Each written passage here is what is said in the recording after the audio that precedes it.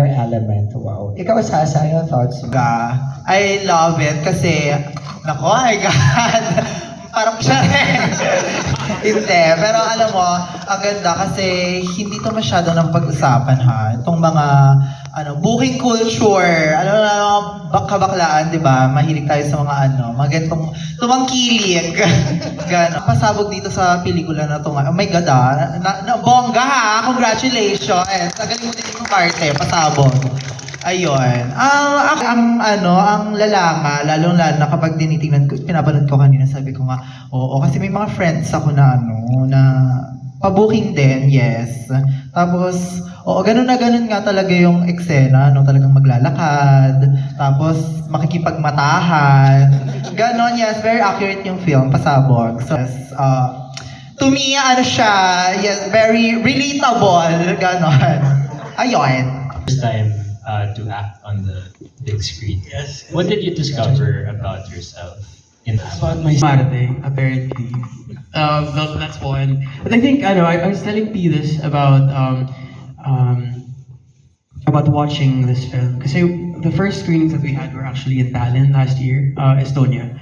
And then we had Taipei and then Singapore. And then I was trying to figure out, why is it so uncomfortable for me to watch this? Because I know na parang, okay naman ako sa performance ko. And then I was realizing na parang, it's making me uncomfortable because I was injecting so many parts of my younger self into the character. So I was watching back versions of myself that were in high school or like in college that were really like painful, difficult versions of myself. So, I think when I watch this film, I think I'm not just watching some nights, I'm also watching these different episodes of my life, yung body language ko in those different moments of my life. So yeah, I hope that answers your question. Napag-usapan ang pelikulang ito in terms of like kung ano yung ine-explore in the angle of queerness. Why do you... Yeah, wala akong tanong. Bakit R18? Sabi ko, R18? Oo, bakit nga ba R18 ulit? As well, Radina, since we also started making, di ba, our own queer narratives put on screen, actually, napaka-deliberate dun sa amin as a team na I think we were affected when we did Too Cool to Be Forgotten 9 years ago.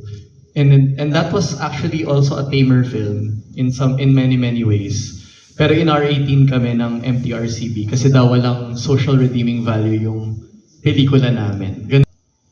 Actually, nakakainis na may ganun kang iniisip at the back of your head. Even growing up as a queer kid, tapos lumaki pa ako sa, di ba, like, in the 2000s where being closeted was really like a very big thing sa mga tulad ko na galing probinsya sa mga Catholic families. Na parang, you're always insisting on being accepted or to be given space, di ba, for who you are, ganon. Tapos hanggang sa naging artist na ako at naging nagpapelikula, may feeling ulit ako na ganon.